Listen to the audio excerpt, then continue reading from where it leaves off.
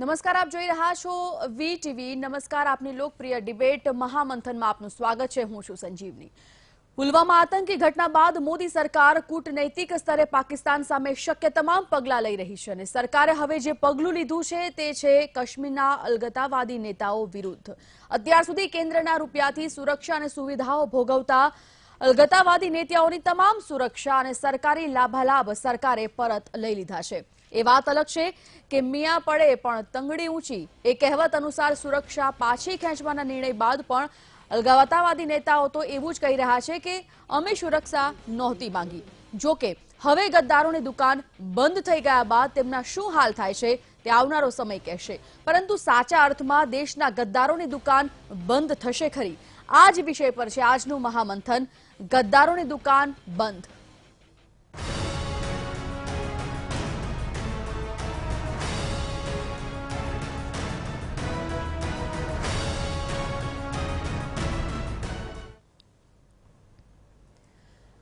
જમ્મુ કાશ્મીરના પુલવામામાં થયેલા આત્મઘાતી હુમલા બાદ કેન્દ્રની મોદી સરકારે વધુ એક મોટો નિર્ણય લીધો। અલગાવવાદી નેતાઓને વિશેષ સુરક્ષા અને આપવામાં આવતી સુવિધાઓ પરત ખેંચવાનો સરકારે નિર્ણય લીધો છે। મહત્વનું છે કે આ નેતાઓ પાછળ વર્ષે 10 કરોડથી પણ વધુનો ખર્ચ કેન્દ્ર સરકાર અત્યાર સુધી કરતી હતી, જે હવે પરત ખેંચવામાં આવે છે।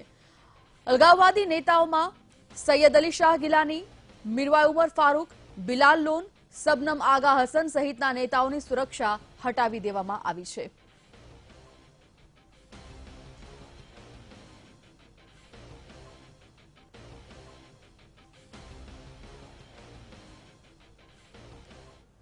જમ્મુ કાશ્મીરના પુલવામામાં હુમલા બાદ અલગાવવાદી નેતાઓની સુરક્ષા અને સુવિધાઓ પરત ખેંચવાનો સરકારે નિર્ણય લીધો છે, ત્યારે હવે આ મામલે કોંગ્રેસના નેતા પીએલ પુનિયાએ પ્રતિક્રિયા આપી છે અને આ નિર્ણય બાદ અલગાવવાદી નેતાઓ જે કાર્ય કરે છે તેના પર રોક લાગશે તેમ તેમણે જણાવ્યું।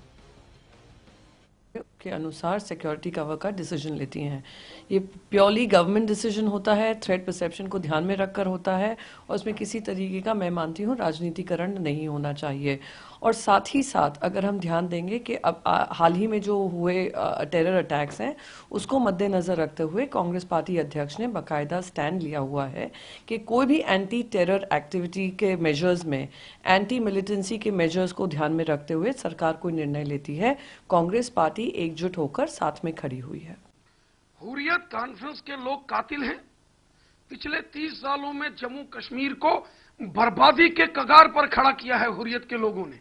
ये पाकिस्तान से पैसे लेकर ऐशो आराम की जिंदगी जीते हैं। हुर्रियत वालों के बच्चे कोई लंदन में है, कोई यूरोप में है, कोई दुबई में है, कोई सिंगापुर में है। इनके बच्चे, इनके परिवार के लोग तो ऐशो आराम की जिंदगियां जीते हैं और इन्होंने जम्मू कश्मीर को बर्बाद किया है। और इनको सुरक्षा किस बात की? ये लोग कातिल हैं जो पाकिस्तान से मिले हों, जो देश के दुश्मनों के साथ मिलकर जम्मू कश्मीर के अंदर आतंकवाद और अलगाववाद को बढ़ाए। देखिए, जितने अलगाववादी संगठन और उनके नेता जो कि हमेशा हिंदुस्तान के खिलाफ बात करते रहे और हिमायत करते रहे पाकिस्तान की, और ऐसे लोगों को हम सुरक्षा भी प्रदान करते रहे हैं, तो ये दोनों बात कैसे चल सकती है? केंद्र सरकार ने निर्णय लिया कि इनको दी गई सुरक्षा को वापस लिया जाना चाहिए और जम्मू कश्मीर प्रशासन ने, शासन ने वो सिक्योरिटी वापस ले ली है। तो मैं समझता हूं कि ये जो अलगाववादी तत्व हैं उनके हौसले पस्त होंगे और जो हरकतें करते रहे हैं उस पर विराम लगेगा। तो पुलवामा आतंकी घटना बाद मोदी सरकार कूटनैतिक स्तरे पाकिस्तान सामे शक्य तमाम पगलां लई रही छे અને તે જ નિર્ણય સ્વરૂપે આજે મોટો નિર્ણય લીધો છે, જેમાં કાશ્મીરના અલગતાવાદી નેતાઓ વિરુદ્ધ, જેમાં તમામ લોકોની જે સુરક્ષા અને સુવિધાઓ હતી, જે સુરક્ષા સુવિધાઓ ભોગવતા હતા નેતાઓ, તેને હટાવી લેવામાં આવી છે। શું આ નિર્ણયથી, શું આ પગલાંથી પતી જાય છે વાત? રાષ્ટ્ર વિરોધી તત્વો સામે હજી શું નક્કર પગલાં લેવા જોઈએ? આ તમામ મુદ્દા પર આપણે આજે ચર્ચા કરવાની છે। સ્ટુડિયોમાં આમંત્રિત ગેસ્ટ પેનલ છે તેમની સાથે ચર્ચા કરીશું. આપણી સાથે બીજેપીમાંથી જોડાઈ ગયા છે હિતેન્દ્રભાઈ પટેલ, સાથે જ કોંગ્રેસ નેતા છે કૈલાશભાઈ ગઢવી અને રાજકીય વિશ્લેષક આપણી સાથે સ્ટુડિયોમાં છે ડોક્ટર પરિમલભાઈ ત્રિવેદી. આપ ત્રણેયનું સ્વાગત. શરૂઆત આ સવાલ તો બંને માટે છે, હિતેન્દ્રભાઈ આપના માટે પણ અને કૈલાશભાઈ આપના માટે પણ. શરૂઆત હિતેન્દ્રભાઈ આપનાથી કરીશું. આખરે રહીને સરકાર પણ જાગી એવું કહેવાય છે. જે નિર્ણય અત્યારે લેવામાં આવ્યો છે, આ જે નેતાઓ, રાષ્ટ્ર વિરોધી નેતાઓ, ગદ્દાર પણ તેને કહી શકાય, તેવા નેતાઓની સુરક્ષા અને સવલતો અત્યાર સુધીને જે તેમને સુખ સુવિધા ભોગવી છે કેન્દ્ર સરકારના ખર્ચાથી, અત્યારે હટાવી લેવામાં આવી છે. એવું નથી લાગતું કે આ નિર્ણય બહુ લેટ લીધો છે સરકારે? સંજીવની, સૌથી પહેલા તો વીટીવીના માધ્યમથી પુલવામામાં જે જધન્ય હુમલો થયો છે, દેશના 40 કરતા વધારે વીર સૈનિકોએ શહીદી વહોરી છે. આ ઘટનામાં શહીદ સૌને, એના સૌ પરિવારજનોને શ્રદ્ધાંજલિ અર્પણ કરું છું. સમગ્ર દેશે એકજૂટ થઈને દેશના ખૂણે ખૂણે, ગલીએ ગલીએ શ્રદ્ધાંજલિના કાર્યક્રમો જે થાય છે, આર્થિક સહાયની જે સરવાણી વહી છે, સમગ્ર દેશ સૈનિકોની સાથે, એના પરિવાર સાથે, સરકાર સાથે અડીખમ ઊભો છે. માટે સૌને નતમસ્તક વંદન કરું છું. વિપક્ષી પાર્ટીઓએ પણ આ દેશની સુરક્ષા માટે સરકારની પાસે છીએ એવી જે વાત કરી છે, એના માટે એમને પણ વંદન કરું છું. આપત્તિના સમયમાં એક સાથે મળીને દેશ જ્યારે આગળ વધી રહ્યો છે, ત્યારે એ હૂંફના જોરે એક પછી એક કદમ આપણે ડિપ્લોમેટિક પગલાઓ લઈ રહ્યા છીએ. મોસ્ટ ફેવરનો નિશાનનો આપણો જે દરજ્જો હતો, આપણે એને પહેલાં એમાંથી પાકિસ્તાનને બાકાત કર્યું છે. એની આયાત ડ્યુટીમાં પણ આપણે ડબલ જેટલો વધારો કરીને એની આર્થિક તાકાતને નબળી કરવાનો પ્રયાસ કર્યો છે.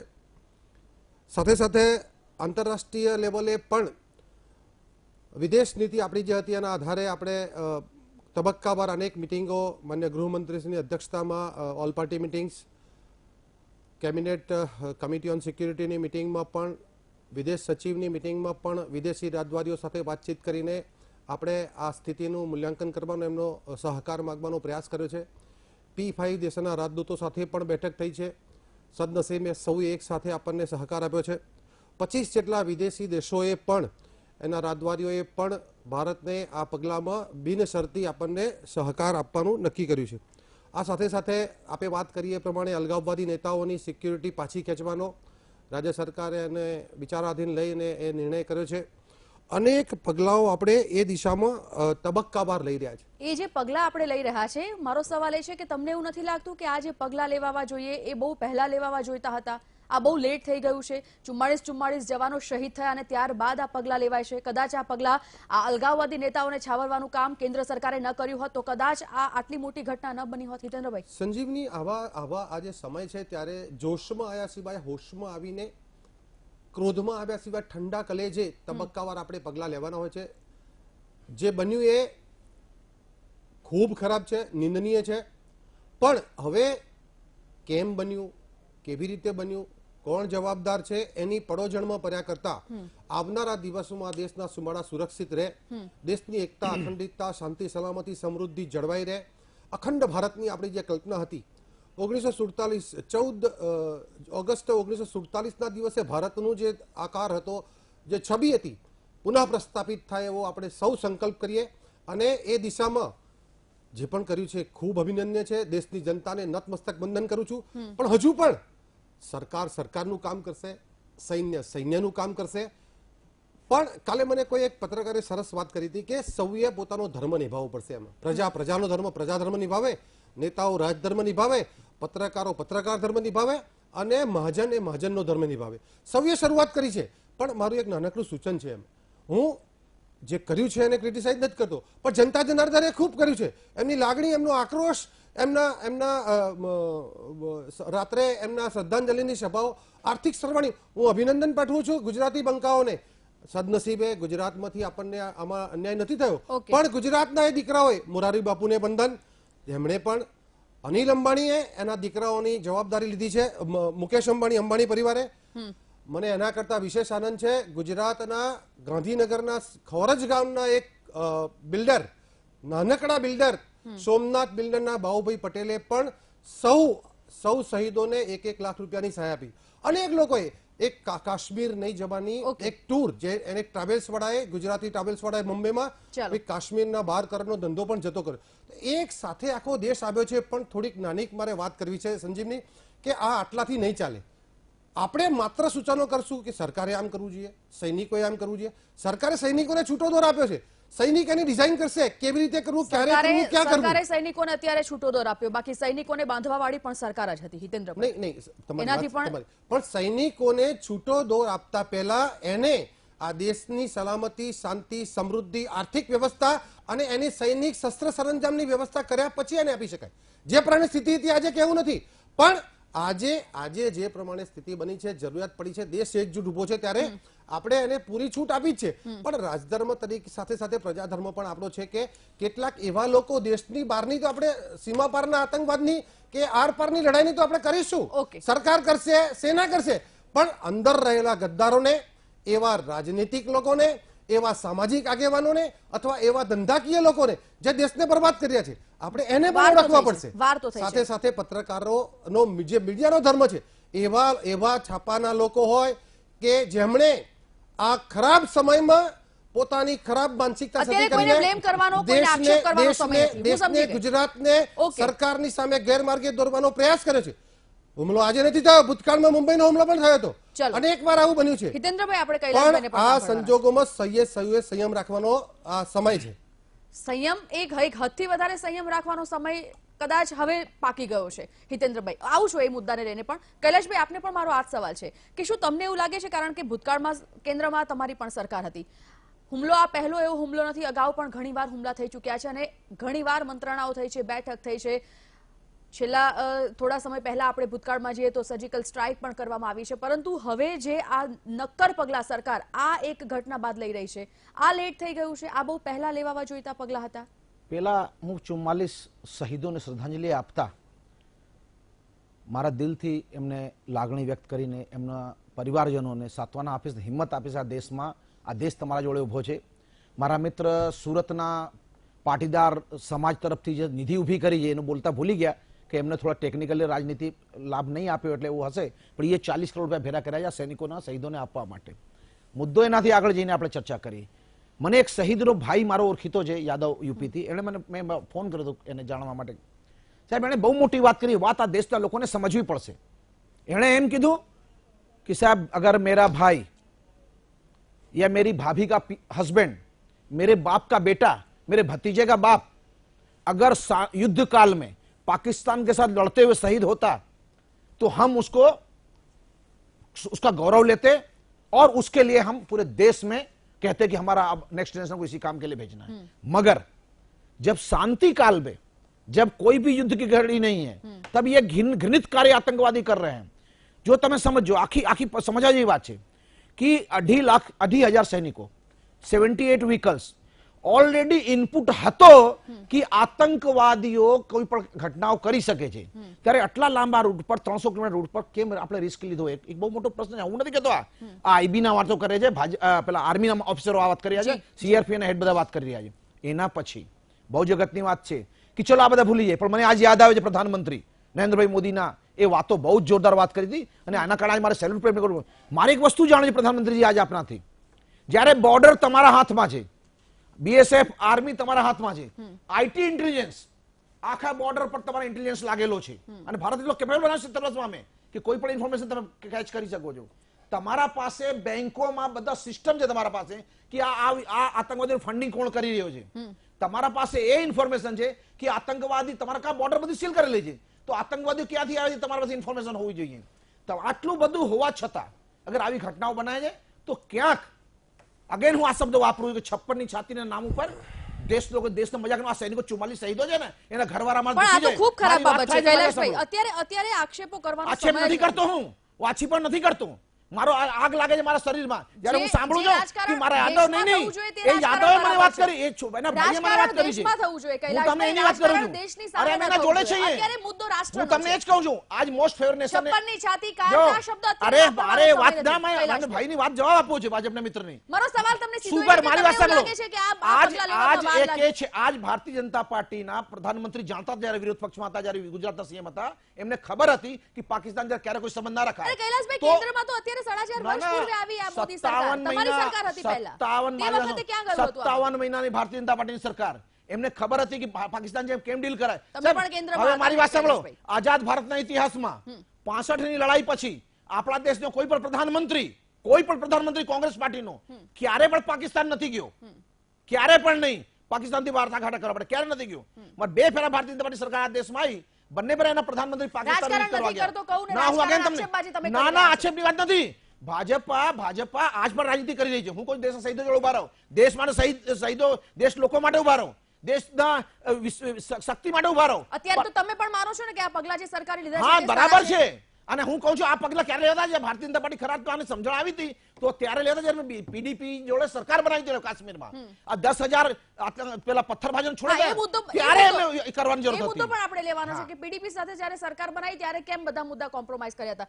ડોક્ટર પરિમલ ત્રિવેદી, પરિમલભાઈ, આ બંને મહાનુભાવો જે પ્રકારે પોતપોતાના નિવેદનો આપી રહ્યા છે, મારો સવાલ બંનેને એક જ હતો કે સરકારે અત્યારે જે પગલા લીધા, શું આ પગલા લેવાનો સમય આ જ હતો?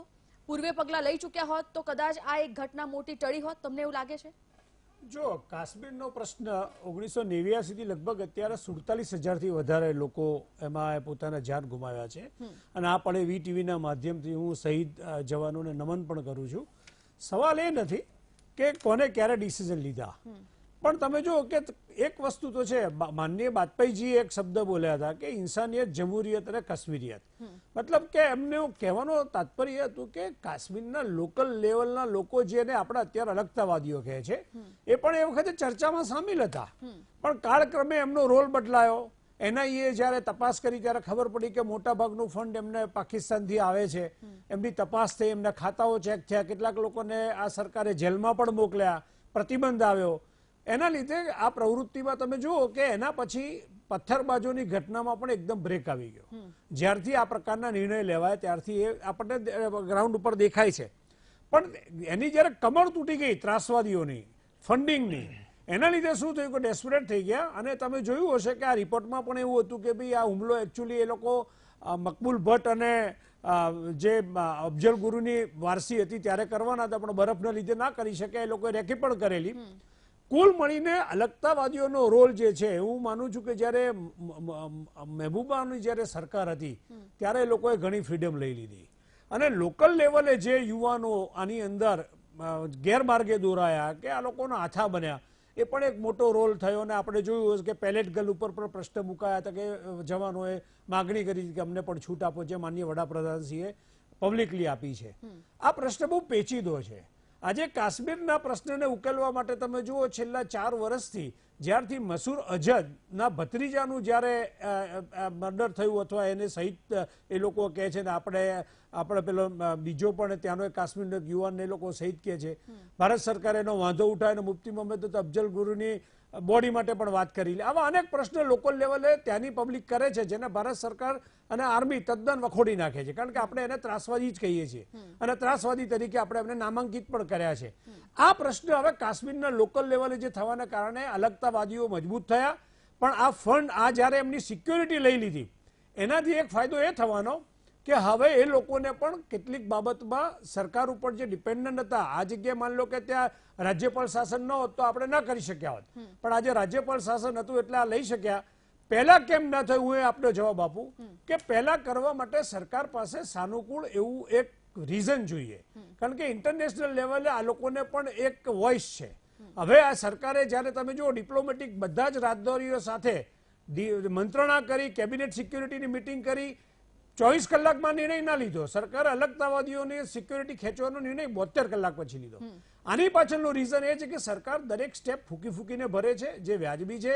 એકદમ ઇનિશિયેટિવ લઈને સેન્ટિમેન્ટલ વેલ્યુથી, ઉગ્રતાથી આ નિર્ણય લઈ શકાય નહીં, અને જેના કારણે આપણે એવું માની શકીએ કે કેટલીક ફ્રીડમ આપણે ગવર્મેન્ટને આપવી જોઈએ.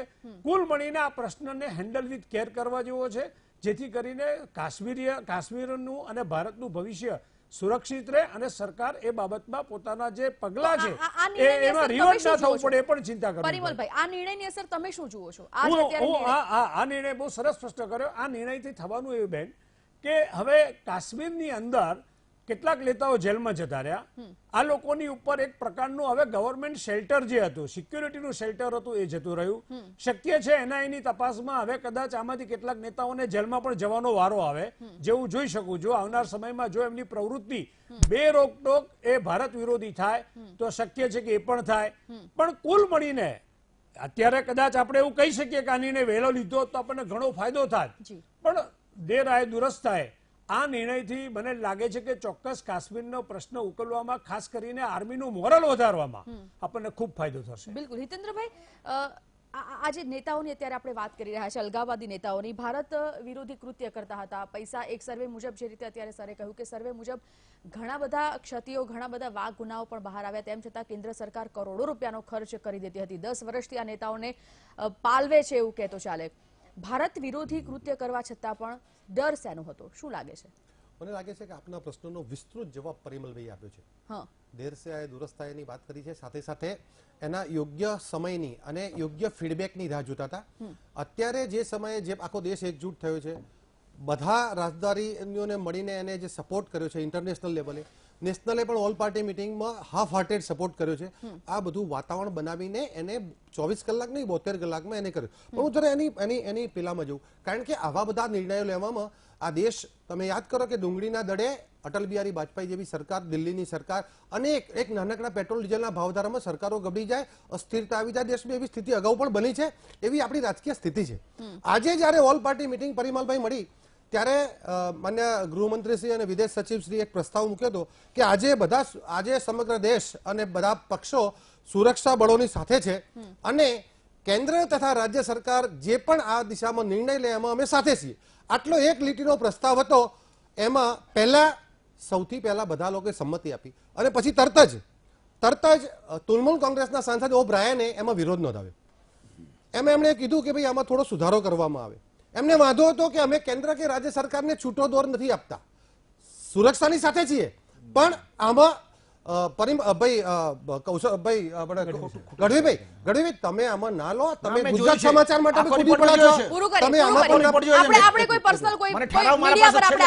મારી પાસે પણ જવું આપું છું. એટલે આમાં બીજુ જનતા દળ કે તેલંગાણા રાષ્ટ્ર સમિતિએ એને ખરેખર એનો વિરોધ કર્યો, તૃણમૂલ કોંગ્રેસનો. સાથે સાથે શિવસેનાના સંજય રાઉતે કીધું કે ભાઈ આપણે યુદ્ધ માટે જવું જોઈએ. તો તરત જ આના સમાજવાદી પાર્ટીના સુરેન્દ્ર નાગરે કીધું કે ના ભાઈ હજુ વાર છે, આવું બધું ના થઈ શકે. તમે નવજોત સિંધુનું સ્ટેટમેન્ટ જુઓ, એને એ કોંગ્રેસના મંત્રી છે, એમને શું કર્યું? તમે ફારૂક અબ્દુલ્લાએ કીધું કે કાશ્મીરના એના મૂળ કાશ્મીરીઓ છે, અને આપણે જો આ બધું કરતા હોય તો એને ન્યાય આપવો પડે, એને સાચવીને ચાલવું પડે. તો આ બધી માનસિકતા જે છે, આપણે વાત કરીએ છીએ ટીવીમાં કે ભાઈ અમે સાથે છીએ, પણ ખરેખર સાથે કેવું હોય છે ને એની ચિંતા કરવી પડે, અને એટલા માટે થોડી વાર લાગી. અને એની અને 56ની સાથેની વાત કરતા હતા કૈલાસભાઈ, તો આઝમગઢની રેલીમાં સલમાન ખુરશીદ સાહેબે ઓન એર કીધું હતું કે બાટલા હાઉસમાં મરેલા આતંકવાદીઓના છબ જોઈને સોનિયા ગાંધીની આંખમાં આંસુ આવી ગયા હતા. વાસ્તવિક વાત છે. 2005માં સોનિયા ગાંધી મનમોહનસિંહની સરકારે આજ અજીત ડોભાલને ધરપકડ કરાવી હતી. કેમ? દાઉદની ધરપકડ કરવાનો એમને પ્લાન કરી લીધો હતો. કર્નલ પુરોહિત મુંબઈ હુમલાની જે આખી ઘટના હતી એમાં એક ખુફિયા એજન્સી તરીકે કામ કરતા હતા, એમને એની વાત ખબર પડી ગઈ હતી. પાકિસ્તાનના ઇશારે આ કોંગ્રેસની સરકારે કર્નલ પુરોહિતની ધરપકડ કરાવી હતી. આજે તૃણમૂલ કોંગ્રેસના જે એક સાંસદ છે, સિમીના સ્થાપક છે, અને શારદા ચીટ ફંડના પૈસા બાંગ્લાદેશમાં ગયા, જમાતે ઇસ્માઇલીને એને મદદ કરી. બાંગ્લાદેશે પહેલીવાર આપણી ઉપર આક્ષેપ કર્યો આતંકવાદ ડેવલપ કરવાનો. મારે એ જ કહેવું છે કે આ મોડું એટલા માટે થયું છે કે એ વાતાવરણની પૂર્ણ સહકારની અપેક્ષા હતી. ભારત વિરોધી, રાષ્ટ્ર વિરોધી તત્વો સામે પગલા લેવામાં સરકારને ડર કોનો હતો? સવાલ આ છે. મેં એ જ વાત કરી, કે એના માટે યોગ્ય સમય, યોગ્ય પ્લેટફોર્મની જરૂરિયાત હતી. અને આ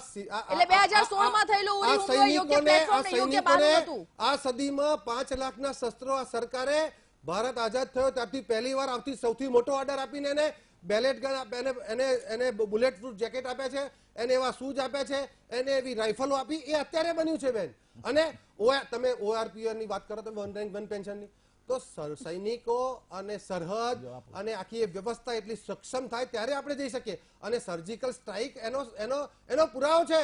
આ સદીમાં પહેલી વાર આપણે આવડું મોટું કૃત્ય કરીને પાકિસ્તાનને એના ઘરમાં જઈને જવાબ આપ્યો છે.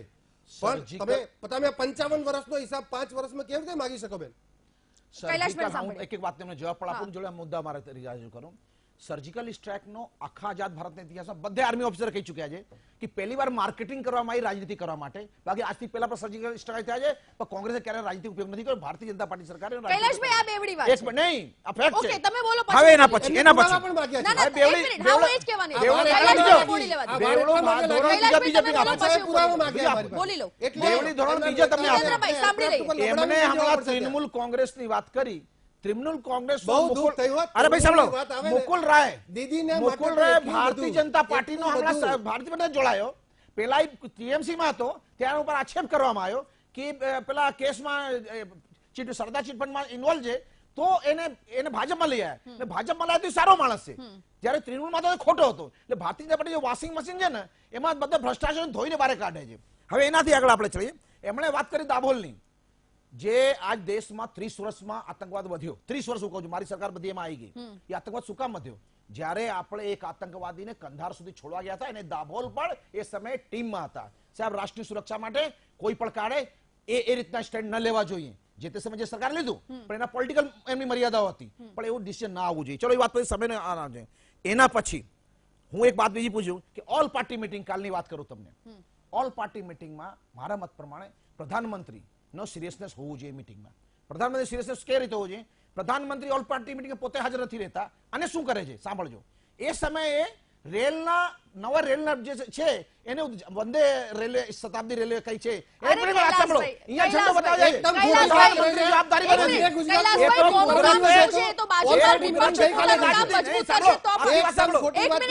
છે. રાજ્યના ગૃહમંત્રી તરીકે એની જવાબદારી છે. એને બોલાવી છે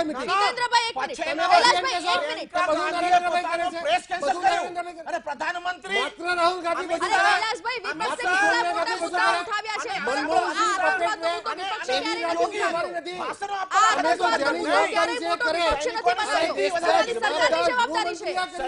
શહીદી ઉપર રાજનીતિ કરતા હતા. ચલો, વાત પતી જો. હવે વાત પતી નથી. મારા સવાલનો જવાબ આપો. કૈલાશભાઈ, એક સેકન્ડ રોકવા માંગીશ. મારા સવાલનો ખાલી એટલો જવાબ આપો. દરેક મુદ્દાઓ વિપક્ષ મોટા બનાવે છે, પરંતુ આતંકવાદનો મુદ્દો અત્યાર સુધી વિપક્ષે ક્યારેય નથી મોટો બનાવ્યો. ખાલી સરકારની જવાબદારી છે આતંકવાદ. સાંભળો, મારી વાત સાંભળો. પ્રધાનમંત્રી 2013 ને 14 માં જ્યારે ચૂંટણી લડતા હતા, ત્યારે એમણે ડિપ્લોમેટિક વ્યવસ્થા સમજાવ્યા વગર રાજકીય આક્ષેપો કર્યા હતા. આ તમે જોઈ લો, એમના વિડિયો ફરી રહ્યા છે. હું તમારી વાત કરી રહી છું. નહીં, મારી વાત સાંભળો. કોંગ્રેસની એટલે એના વિપક્ષની વાત કરી કારણે રહી છું. બાકી એના પછી તો વાત કરું. કાલના ઓલ પાર્ટી મીટિંગમાં શું થયું, મારી ચર્ચા સાંભળી લો. પ્રધાનમંત્રી મારી હાજર છે કે નહીં? ઓલ પાર્ટી મીટિંગ વાત થઈ છે. કેટલા ગંભીર છે અરે કે નહીં? પ્રધાનમંત્રી કેટલા એ ગંભીર નક્કી છે, વિપક્ષ સમસ્ત કરશે. દેશને ખબર છે. એટલે જ્યારે આ બધું સૈનિકોનો આવા મોટો ઘટના બની, બધા શહીદ થયા, ત્યારે પ્રધાનમંત્રી ચૂંટણી પ્રચારે ફરતા હતા. એ વાત ખોટી છે તમારી. રાહુલ ગાંધી સંસદમાં નથી આવતા. ના, ના. મહિનો તો ફરવા મારી વાત નીકળે છે. સાંભળો. પ્રધાનમંત્રી શહીદો જે સમયે શોક સભા ચાલતી હતી, જ્યારે જે સમયે શ્રદ્ધાંજલિ કાર્યક્રમ ચાલતો હતો. એક મિનિટ, જીતેન્દ્રભાઈ, એક મિનિટ. કૈલાશભાઈ, માફ કરશો. જ્યારે પ્રધાનમંત્રીની ગંભીરતા પર આપ સવાલ ઉઠાવી રહ્યા છો, તો એટલું પણ કહેવું રહ્યું કે જ્યારે આજ 44 જવાનોની શહાદત માટે શ્રદ્ધાંજલિ કાર્યક્રમ ચાલતો હતો, ત્યારે રાહુલ ગાંધી તેમનો મોબાઈલ મંતર ના, એ બફિંગ કરેલો છે. એ અચલ નથી. તમે બીજો આ બાર રિપોર્ટ બતાવો. એ નથી. ચલો, એક બ્રેક માટે રોકાઈએ છીએ. એક બ્રેક માટે રોકાઈએ.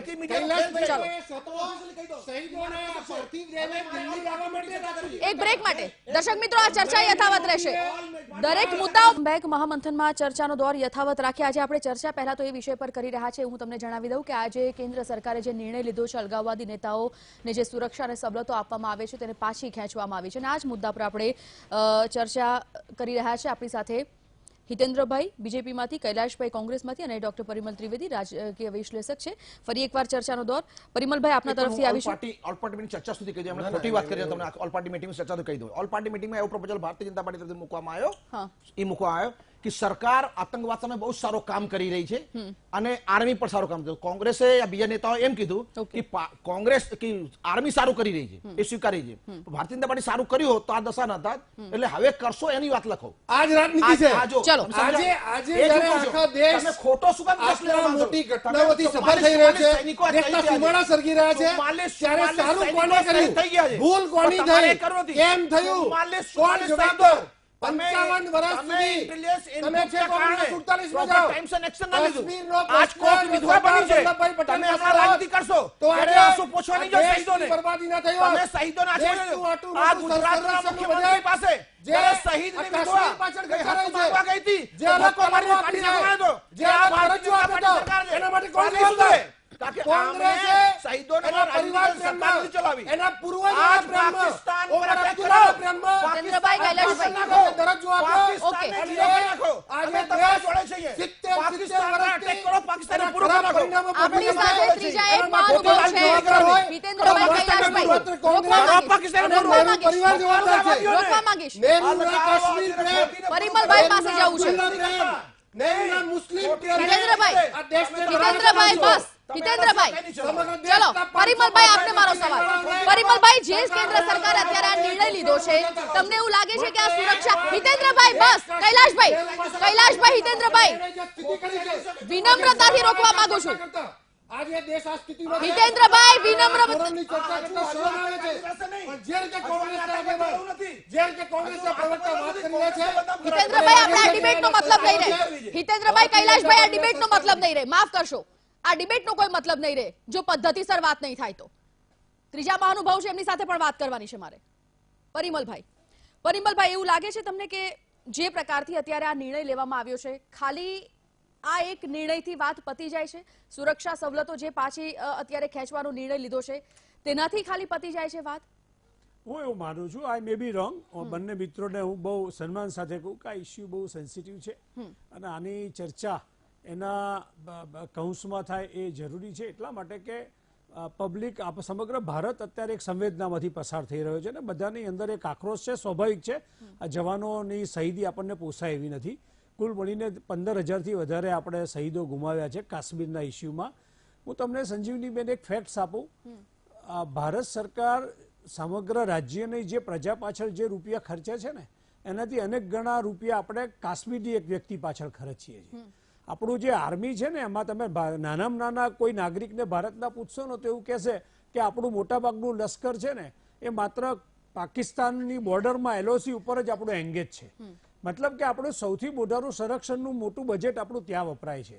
તેમ છતાં આ પ્રશ્ન તમે જુઓ કે લોકલ લેવલે જે બુરહાન વાનીની જે ઘટના પછી જે કાશ્મીરમાં જે પ્રશ્ન થયા, આજે ભારત સરકાર માટે પણ આ ચિંતાનો વિષય છે. આ પ્રશ્ન એટલો સહેલો નથી કે ચલો કાલે જઈને મિસાઇલ નાખી દીધી ને અણુયુદ્ધ શરૂ કરી દીધું.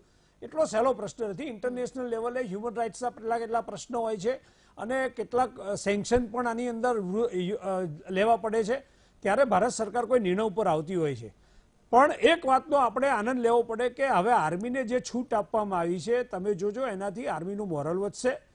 કાશ્મીરના પ્રશ્નને, આ ટેરરિસ્ટ એક્ટિવિટીને અત્યારે તમે એક વસ્તુ વિચાર કરો કે 200 કિલો RDX ને કાશ્મીરમાં એ હાઈવે ઉપર લઈને કેટલી બધી સિક્યુરિટી ચેનલમાંથી પસાર કરીને અથવા એને ટેકનિકથી એ લઈ ગયા, ગમે તે થયું, સિક્યુરિટીની ચૂક થયું, ભારત સરકાર એની ઉપર તપાસ કરી રહી છે, ફોરેન્સિક વાળા પણ તપાસ કરી રહી છે.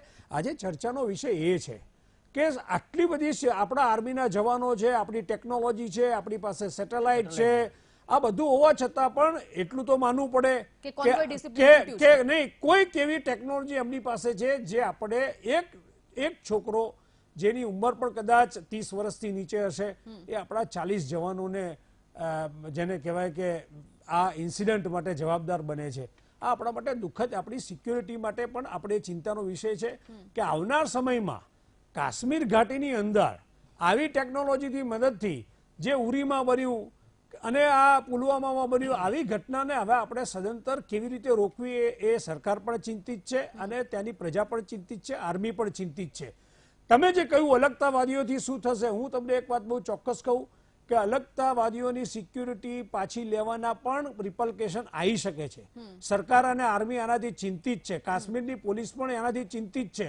એનું રિએક્શન એ બીજા દ્વારા કરાઈ શકે છે. પણ આપણે એટલા સક્ષમ છીએ કે ઈંટનો જવાબ પથ્થરથી આપી શકીએ. પણ એટલી વાત ચોક્કસ છે કે જો ત્યાંની આ અલગતાવાદીઓ, જેના કેટલાક લોકો એ ISIS ના એજન્ટ છે, એ આપણા પૈસાથી, આપણી ફેસિલિટીથી એ પાકિસ્તાન જિંદાબાદના નારા લગાવતા હોય તો એ ના ચલાવી શકાય. એ વસ્તુ બહુ સ્વાભાવિક છે ને જે હવે આપણે સાખી લેવા માંગતા પણ નથી. સંદેશો પાકિસ્તાનને શું જઈ શકે? આનો સંદેશો એ જશે બેન, આવનાર સમયમાં જોજો જે ભારતે જે ડિપ્લોમેટિક જે સ્ટેપ લીધા એ ખૂબ જ સારા સ્ટેપ છે. જેમ કે 200% ડ્યુટી વધારી, એને અલગ થલગ 45 દેશોથી કર્યા, અમેરિકાએ આપણને સપોર્ટ કર્યો. આજે ખુલ્લેઆમ પાકિસ્તાનને ચાઇના મદદ નથી કરી શકતું 72 કલાકથી. આ બધી બાબતોને પણ નોંધ લેવાવી જોઈએ કે ચાઇના એ ફૂલ ફ્લેજ એની સાથે નથી, અંદર ખાને ભલે ગમે તે હોય. હવે પાકિસ્તાનને કોઈ પણ પ્રોએક્ટિવ ડિસિઝન જેમ કારગિલમાં લીધું, કારગિલમાં એવું 10 વર્ષ સુધી નહીં લઈ શકે. ભારતનું આર્મી સજાગ છે. 62 ને 71 કે 65 ને 71 કરતા પણ અત્યારે મજબૂત છીએ. કારગિલમાં પણ આપણે વિજય મેળવ્યું હતું. કુલ મળીને આપણી જે ઇકોનોમીને અસર ના થાય, આવનાર સમયમાં આર્મીનો આપણો એક પણ જવાન શહીદ ના થાય, છતાં પણ આપણે આ વોર જીતીએ, સ્ટ્રેટેજિકલી જીતીએ, ઇન્ટરનેશનલી જીતીએ, એ દિશામાં સરકાર પ્રયત્ન કરતી હશે એવું મને લાગે છે. આ સેન્ટિમેન્ટલ વેલ્યુ છે. શુદ્ધ બુદ્ધિથી, શાંતિથી નિર્ણય લેવાની જરૂર છે, હોશમાં લેવાની જરૂર છે. પણ અલગતાવાદીઓનું ડિસિઝન, 200% ડ્યુટી વધારવાનું ડિસિઝન, મોસ્ટ ફેવર્ડ નેશન કાઢવાનું ડિસિઝન અને દુનિયાના દેશોથી અલગ પાડવાનું ડિસિઝન, એ આપણું એ પહેલું પગથિયું છે. હજી ઘણી મંજિલ કાપવાની છે. 1 મહિનામાં આના પરિણામ જોવા મળશે એવું વીટીવીના માધ્યમથી ચોક્કસ કહીશ. બિલકુલ. હિતેન્દ્રભાઈ, આ જે તમામ નેતાઓ હતા, અલગાવવાદી નેતાઓ, તેમની પાસે કાશ્મીરમાં પુષ્કળ મિલકતો છે. તેઓને જે પ્રકારની સુવિધાઓ આપવામાં આવી છે સરકાર તરફથી, તે સુવિધાઓ પણ તેઓ ભોગવે છે, તેઓ મિલકત છે, તેઓની પોઝિશન છે, તો પછી સરકારે જ તેઓને તાકાતવાર બનાવ્યા છે આ રીતે, એવું કહી શકાય ઇનડાયરેક્ટ? સંજીવની, ખરેખર તો પહેલા તો આ દર્શક મિત્રોની માફી માંગુ છું કે જે પ્રમાણેની ચર્ચા આપણે કરી રહ્યા છે. પરિમલભાઈએ ખૂબ સારી વાત કરી કે આજે આ ગંભીર બાબતમાં આપણે આવનારા દિવસોમાં સાથે મળીને શું કરી શકાય એની ચર્ચા કરવાના બદલે કોણે શું કર્યું એની ચર્ચા કરીએ છીએ. હું વ્યક્તિગત રીતે એના માટે દિલગુર છું. કુલ મળીને જે પ્રમાણે તમે વાત કરીને તો 1990માં સમગ્ર 80% કાશ્મીરીઓને પોતાનું રાજ્ય, પોતાનું ઘર, વતન, માલ મિલકત છોડવી પડી હતી. ત્યારથી લઈને આ આખો સિલસિલો છે. અમે કોઈ એના માટે કોઈ સરકાર જવાબદાર છે એવું કહેવાનો મારો કોઈ ઈરાદો નથી, પણ જે પ્રમાણેની સ્થિતિ બની કાશ્મીરમાં, પરિમલભાઈએ ખૂબ ડિટેલ કીધું, એમનો ખૂબ સારો અભ્યાસ પણ છે, એટલે હું એમાં વધારે પ્રકાશ નથી પાડતો.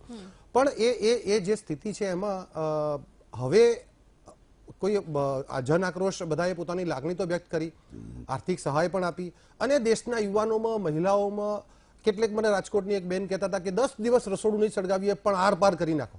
કોઈક વેપારી કહેતા હતા સુરતના જેટલા પૈસા જોશે એટલા આપીશું પણ આર પાર કરી નાખો. અને કેટલાય નાગરિકો એવું કીધું હતું કે મને એ વખતે બારડોલીના સત્યાગ્રહનો પ્રસંગ યાદ આવી ગયો હતો કે સરદાર વલ્લભભાઈ પટેલે નાકરનું આંદોલન અંગ્રેજો સામે કર્યું હતું, ત્યારે આ પ્રમાણેની સ્થિતિ હતી. આંદોલન નિષ્ફળ જવાની હતી. 72 દિવસ થઈ ગયા હતા.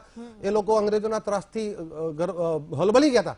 ત્યારે સરદાર સાહેબ એમના ઘરવાળાને, બહેનોની મિટિંગ કરીને કીધું હતું કે તમે જો આ ઘરવાળાને સમજાવો, આઝાદી હાથ વેતમાં છે.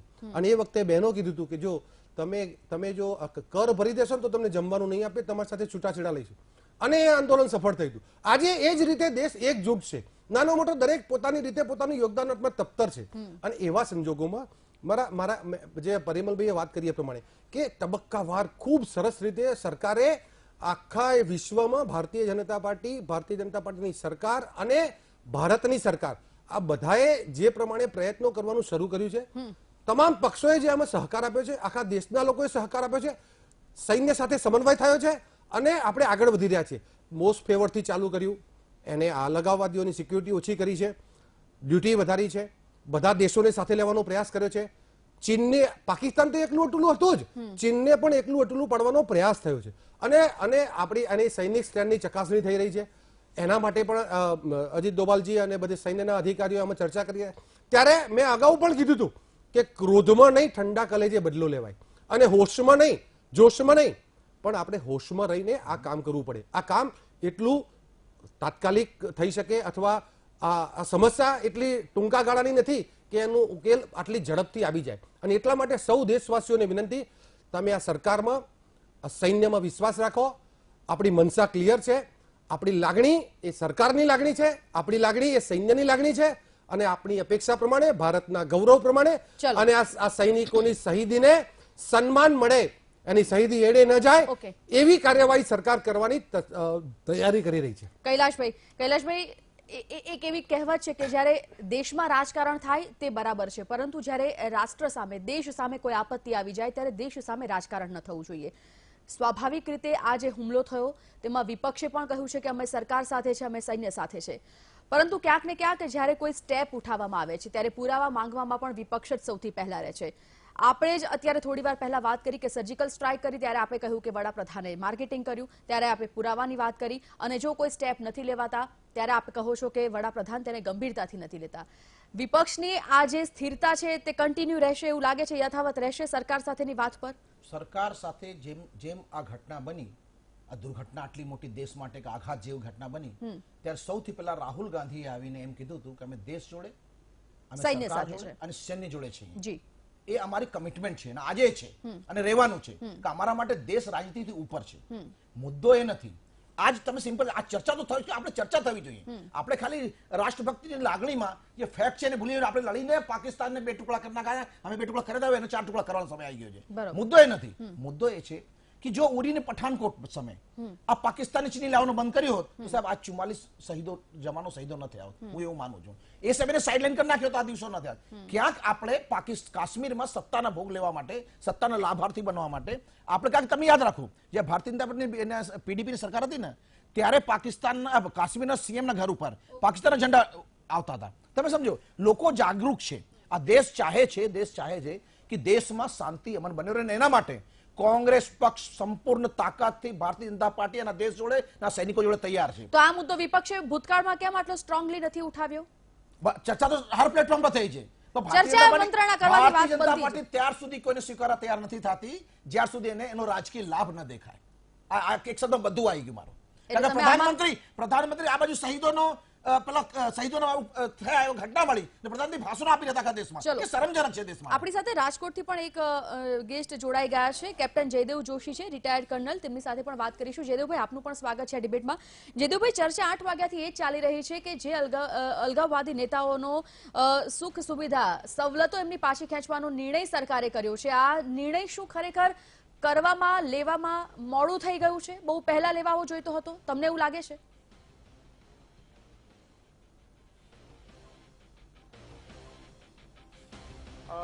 યસ સંજીવની, આ નિર્ણય લેવામાં ઘણું મોડું થયું છે, પણ તેની સાથોસાથ હું એ પણ કદાચ મને અહીંયા જ છેલ્લી 10-15 મિનિટમાં જ સમજાઈ ગયું કે કદાચ મોડું શું કામ થયું હશે.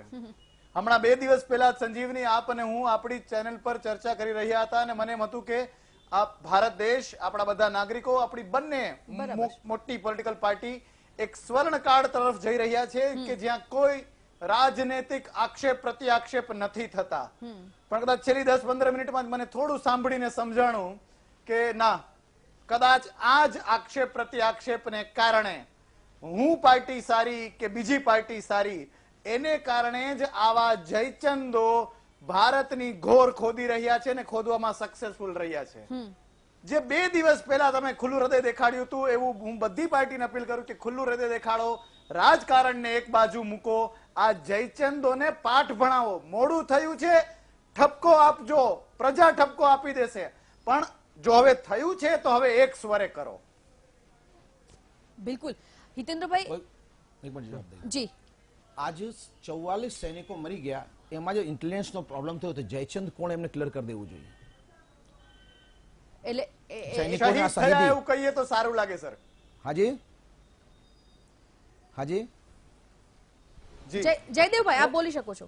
કહું છું શહીદ થયા, મરી ગયાની બદલે શહીદો મૃત્યુ શહીદો થયા એના માટે જવાબદાર કોણ? બહુ અગત્યનું સાહેબ. મારા સૈનિકો છે એમાં મારા સગાને ઓળખીતા પણ છે, એટલે આ મારો પ્રશ્ન ઉભો થાય છે. મને આગ છે શરીરમાં. તમે એક્સ આર્મી મેં જો, હું આર્મી થી જોડાયેલા લોકોથી જોડાયેલો છું. કૈલાશભાઈ, અત્યારે જ વાત થઈ કે ભગવાન ને સામે રાખીને કદાચ આ મુદ્દામાં હવે રાજકારણ ન ઘુસાડીએ તો વધારે અમે જોડે છીએ. કહી તો તમે તરત જ સવાલ ઉઠાવ્યો કે કોના પર આક્ષેપ ચાલી રહ્યો છે. તમે તરત જ આક્ષેપ ઉઠાવ્યો કે જયચંદ કોને ગણી રહ્યા છે, તમારા જોડે છીએ. હુમલો થયો છે. હજી 4 ટુકડા કરીને અમે તમારા જોડે છીએ, દેશના સૈનિકો જોડે છીએ અને રહેશું. અમે આજે કહીએ છીએ. તો સંજીવની છે ને, પુરાવા નહીં માંગો ને પછી. સંજીવની કોઈ પૂરા ક્યાં પુરાવા? આ જો હવે સરકાર જે અમે સરકાર જે જોડે બેઠા પગલાં છીએ. એમાં પુરાવા કોંગ્રેસ અમે તો બેઠા છીએ સરકાર જોડે લડવા માટે. ચલો આવો, આ બોર્ડર પર બધા જોડે જવાની તૈયારી. કારણ કે પુરાવા માંગવામાં પણ વિપક્ષ જ પહેલું હોય છે. સંજીવની થોડીક વાત કરું. જયદેવભાઈની વાત સાથે સંમત છું. જયદેવભાઈ, તમારી લાગણીને માટે પણ તમને સલામ કરું છું. જી, કારણ કે તમે ભૂતકાળમાં એવા પણ કોઈના નિવેદન સાંભળ્યા છે કે સૈનિકો તો મરવા માટે જ હોય, સૈનિકો બળાત્કારી છે, આવું પણ તમે ક્યાંક ક્યાંક સાંભળ્યું છે. એટલે આમાં કંઈ નવાઈ નથી. કૈલાસભાઈ વાત કરતા હતા કે અમે સાથે છીએ, પાસે રહેવું અને સાથે રહેવું બહુ મોટો ફરક છે. આપણે અહીંયા જોડે જોડે રહીએ ને 2 ફૂટમાં, પણ માનસિક રીતે પાસે રહેવું સાથે રહેવું ને એ જુદી બાબત છે. અને એટલે ઓલ પાર્ટી મિટિંગમાં એક ઠરાવ બદલવો પડ્યો. એ ઠરાવ એવો હતો કે આ જે ઘટના બની છે નિંદનીય છે અને એમાં જે પણ પ્રકારે અમે સરકાર અને સૈન્યની સાથે છીએ અને કેન્દ્ર અને રાજ્યની સરકાર જે પણ પગલાં લેવા માટે જે પણ ઇનિશિયેટિવ લે એના માટે અમે સૌ સાથે છીએ. એમાંથી સૈન્ય અને સરકારની સાથે છીએ એ રાખ્યું અને કેન્દ્ર અને રાજ્ય સરકારને પગલાં લેવા માટે છૂટો દોર આપે છે બાદ કરવું પડ્યું. એ સર્વવિધિત અધિકાર છે અને એ બંને જૂનો પરફોર્મા અને નવો પરફોર્મા હું વીટીવીના માધ્યમથી ગુજરાતની અને દેશની જનતાને રજૂ કરી શકું એમ છું. એટલે એક વાત ટૂંકમાં પતાવીએ. અને અને અને અને જ્યારે માન્ય કૈલાસભાઈ વાત કરતા હતા કે આ અમે આમ કર્યું ને તમે આમ કર્યું, આના કારણથી આ ના થયું, આના કારણથી, હું 2 હાથ જોડીને વિનંતી કરું છું કે મહેરબાની કરીને જ્યાં સુધી આપણે આ દેશ આ આઘાતમાંથી બહાર ન આવે, એ સૈનિકોની શહાદતને સલામ થાય એવા પગલાં ના લેવાય, આપણા સૌની દેશની સલામતી ને શાંતિ સમૃદ્ધિ બરકરાર ના રહે ત્યાં સુધી મહેરબાની કરીને આપણે પાર્ટી પોલિટિક્સમાંથી ઉપર ઉઠીએ. પરિમલભાઈ, આ બંને અત્યારે આપણે હિતેન્દ્રભાઈને પણ સાંભળ્યા અને કૈલાશભાઈને પણ સાંભળ્યા. હવે જ્યારે અલગાવવાદી નેતાઓની જ વાતચીત ચાલી રહી છે, આપણે એ પણ ખબર છે કે યુવાનોને ઉશ્કેરણી કરવી જમ્મુ કાશ્મીરમાં, કે પછી પથ્થરમારો કરવો, કે પછી તેઓ પોતાને ભારતીય પણ નથી ગણતા. હવે આ પ્રકારના નેતાઓ જ્યારે સરકાર આટલી બધી સુવિધાઓ તેમને આપતી હોય છે, આટલા ભોગવતા હોય છે, તમને એવું લાગે છે કે બંને રાજકીય પક્ષો, ન ફક્ત કોઈ એક સત્તા પર હોય, પરંતુ બંને રાજકીય પક્ષો પોતાની સત્તા ભોગવવા માટે જ આ નેતાઓનો ઉપયોગ કરે છે? સંજીવનીબેન, આઈ મે બી રોંગ, કદાચ જયદેવભાઈ મારી વાતને એન્ડોર્સ કરશે. આજે જો પીડીપી ને બીજેપીની સરકાર હોત ને તો કદાચ આ સ્ટેપ ન લઈ શકાયું હોત. મતલબ કે એ મહેબૂબા સ્ટેપ ના લઈ શક્યું હોત. લોકલ લેવલની આ એક કાશ્મીરનો પ્રશ્ન છે, એટલે જ વાજપેયીજી ઇન્સાનિયત, જમહુરિયત, કાશ્મીરિયતની 3 વાત કરતા હતા. અને તમે સમજો, હજી હું કહું કે આજે કદાચ જયદેવજી કહેશે કે જ્યારે કંદહારનો પ્રશ્ન થયો ત્યારે જો આર્મીને ખુલ્લી છૂટ આપી હોત તો ગઠબંધન અશક્ય છે. આર્મીને છૂટ આપી હોત તો મસૂદ અઝહર આપણી પાસે હોત અને કદાચ શક્ય હોત કે એમાં થોડીક જાનહાનિ થઈ હોત, પણ આપણે ઘણે મોટે અંશે સફળ પણ થયા હોત. પણ પબ્લિક મોમેન્ટ એટલી બધું થયું અને સેન્ટિમેન્ટલ વેલ્યુ આખા દેશમાં એટલી બધી થઈ કે મને એવું લાગે છે કે વાજપેયીજીએ એમના વિપરીત, એમના સ્વભાવ વિરુદ્ધ જઈને આ છોડવાનું ડિસિઝન લીધું હશે. એમાં હું ખોટો પણ હોઈ શકું, પણ સમગ્ર ભારતમાં એક સેન્ટિમેન્ટલ થયું હતું જેના કારણે આપણે આર્મી જે કરવા માંગતી તે ના કરી શક્યા. આજે હું માનું છું કે કાશ્મીરના પ્રશ્ન માટે યુએનમાં પ્રશ્ન હોવાના કારણે વાતચીતથી પ્રશ્ન ઉકેલવાના આપણે ઘણા પ્રશ્ન કર્યા, પણ પાકિસ્તાન પ્રોક્સી વોર કરીને આપણને ઇનડાયરેક્ટલી ડેમેજ કરે છે. અલગતાવાદીઓનું આ પહેલું સ્ટેપ છે. મને લાગે છે કે હવે સમય આવી ગયો છે ને એ સમય આવશે કે આવનાર સમયમાં જડમૂળથી આ પ્રશ્નનો ઉકેલ એ, અને હું અહીંયા એન્ડોર્સ કરું છું કે રાહુલજીએ દિલથી પાર્ટીને, મતલબ કે સરકારને સપોર્ટ કર્યો છે, આર્મીને સપોર્ટ કર્યો છે, તમામ વિપક્ષોએ સપોર્ટ કર્યો છે. અને આ સારામાં સારો સમય છે, પણ આપણને એના ફળ દેખાશે. એક બ્રેકનો સમય, એક બ્રેક માટે રોકાય છે. દર્શક મિત્રો, ઘણા બધા મુદ્દાઓ સાથે પરત ફરીએ છીએ એક બ્રેક બાદ. ચર્ચાનો દોર આગળ વધારીએ, સીધા જઈએ છીએ પહેલા જયદેવભાઈ પાસે. જયદેવભાઈ, તમને એવું લાગે છે કે અત્યારે સરકારે જે સ્ટેપ લીધું છે, એક સીધો સવાલ મારો તમને એટલા માટે રહેશે કે આ એક ઘટનાનું રિએક્શન ન હોવું જોઈએ, લાંબા ગાળાનું આ જે અસર હોય તેની વર્તાવી જોઈએ?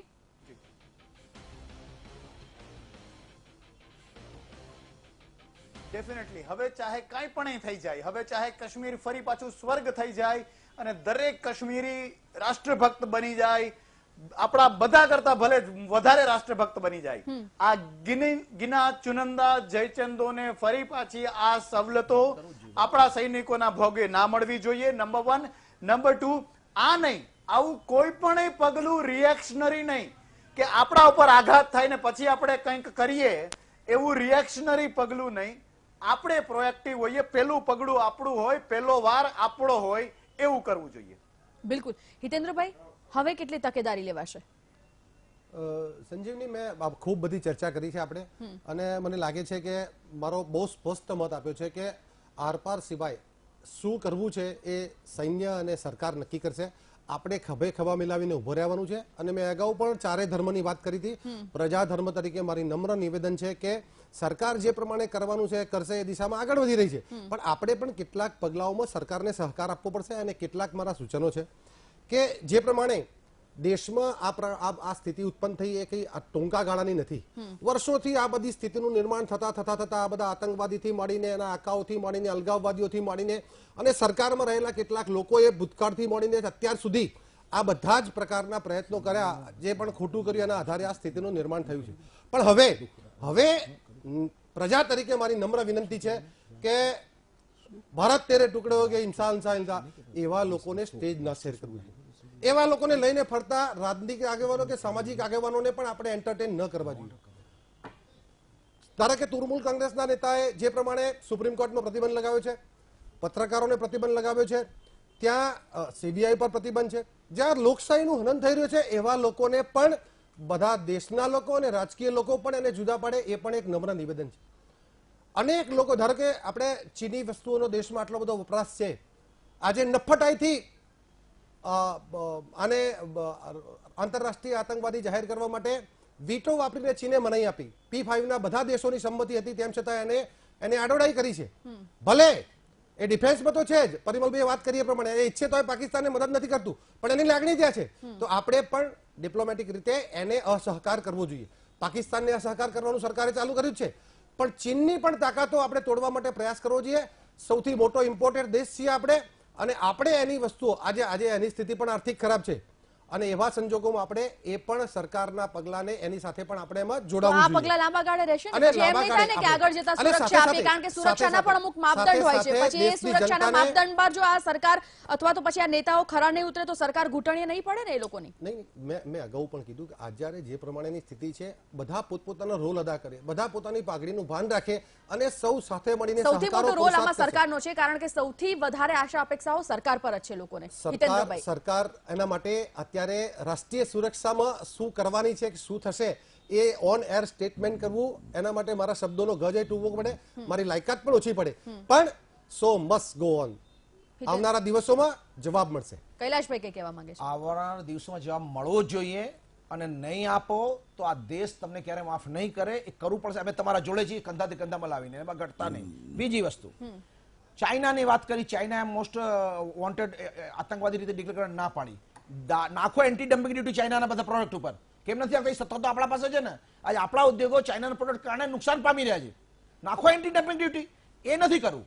આખી વાત સમજો. રાજનીતિ કરવી મારો પ્રોબ્લેમ. જો પ્રધાનમંત્રી 2 દિવસ સાથે હોવું અને માનસિક રીતે સાથે હોવું, એનો ભાવ છે. તો બદલવી જ પડશે. વિદેશ નીતિ તો બદલવી જ પડશે, વિનંતી ખાસ કરીને ચાઇના. આખી ડિબેટમાં એ જયદેવભાઈની વાત હોય, એ પરિમલભાઈની વાત હોય, એ સંજીવનીની વાત હોય કે મારી વાત હોય, દરેક બાબતમાં કોંગ્રેસના પ્રવક્તા એમાં વાધા શોધે છે.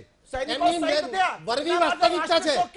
કાશ્મીર પ્રેમ છે, અલગતાવાદીઓનો પ્રેમ છે, એમના આકાઓનો આતંકવાદ છે. અરે હિતેન્દ્રભાઈ, એ ડિબેટ શરૂ થઈ ત્યારથી હું કહી રહી છું કે આમાં રાજકારણ ના લાવો. તમે ફરી પાછા એમાં રાજકારણ અંદર લઈ આવ્યા. હું તો anti dumping duty China product બંધ કરી નાખો. શું કામ કરો છો? પોતે આવવાનું બંધ થઈ જશે માલ એમનો.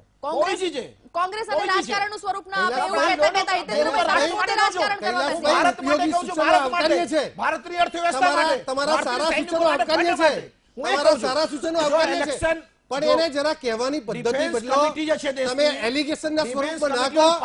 આજે આ સમય નથી. તમે મહેરબાની કરો, કમસે કમ 125 કરોડ દેશવાસીઓની તો ઇજ્જત કરો. આપો. સામે આપ સરકારે માત્ર 72 કરોડ રૂપિયા આપે. હું નથી કહેતો, ડિફેન્સ કમિટી કે છે ઓન પાર્લામેન્ટ, જેના ચેરમેન કલ્યાણસિંહ પોતે હતા, પેલા કલાજ મિશ્ર હતા. એટલે હું તમને કોઈ આ બધું ચેક કરો. મારું કહેવું છે ખાલી આપણે ખાલી વાતો કરવાથી ચેક કરવા માટે ખૂબ સમય છે આપણી પાસે. સમય છે. તમે 56 વર્ષમાં ના આ જ એક દયનીય પરિસ્થિતિ છે કે કરી દઈશું, ખાતરી આપીએ છે, પણ મહેરબાની કરીને આ સમયે તમે રાજનીતિ ના કરો. તમારા સંસ્કારો અને સંસ્કૃતિ પ્રમાણે કમસે કમ આજે તો દેશને બક્ષી દો. આખો દેશ લડી રહ્યો છે. ચલો છેલ્લો સવાલ જયદેવભાઈ. 125 કરોડ દેશવાસીઓ સમયનો અભાવ છે મારી પાસે. હિતેન્દ્રભાઈ, કૈલાશભાઈ રોકવા માંગે. જયદેવભાઈ, તમને મારો છેલ્લો સવાલ. ના કરો, મહેરબાની કરો. સૈન્યને છૂટો દોર આપી દેવામાં આવ્યો છે તેવું સરકારે જણાવ્યું છે. સૈન્યનું મનોબળ વધારવું હવે સરકાર માટે કેટલું જરૂરી?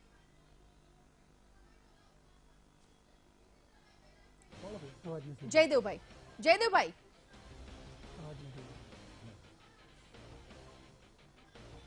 સૈન્યને છૂટો દોર આપી દેવામાં આવ્યો છે, એ પછી મને નથી સંભળાણું. શું કીધું આપે? સૈન્યને જે છૂટો દોર આપી દેવામાં આવ્યો છે સરકારે પણ એ કહ્યું છે, પરંતુ સૈન્યનું મનોબળ વધારવું હવે સરકાર માટે કેટલું જરૂરી બની જાય છે? જી સરકાર માટે પણ જરૂરી છે અને માત્ર સરકારની રિસ્પોન્સિબિલિટી નથી, આપણા સૌની રિસ્પોન્સિબિલિટી છે. દરેક કારખાનેદારની રિસ્પોન્સિબિલિટી છે, દરેક ખેડૂતની, દરેક નાગરિકની, દરેક યુવકની, દરેક માતાની, J&Kમાં હોસ્પિટલ્સની, જી. સ્કૂલોની, બધાની રિસ્પોન્સિબિલિટી છે. સૌ સાથે રહીએ, રાજકારણને દૂર રાખીએ, એકમાત્ર ભક્તિ કરીએ અને એ રાષ્ટ્રભક્તિ કરીએ. બિલકુલ. ચલો, આ સમયનો અભાવ છે, આપણે આ ચર્ચા અટકાવીશું. જયદેવભાઈ આપનો, હિતેન્દ્રભાઈ, પરિમલભાઈ અને કૈલાશભાઈ, આપ ચારેયનો ખૂબ ખૂબ આભાર. થેન્ક યુ સો મચ આ ચર્ચામાં જોડાયા તે બદલ. તો અન્ય કેટલાક સમાચાર સાથે જોડાશે અમારા સહયોગી જપ્તવ્ય.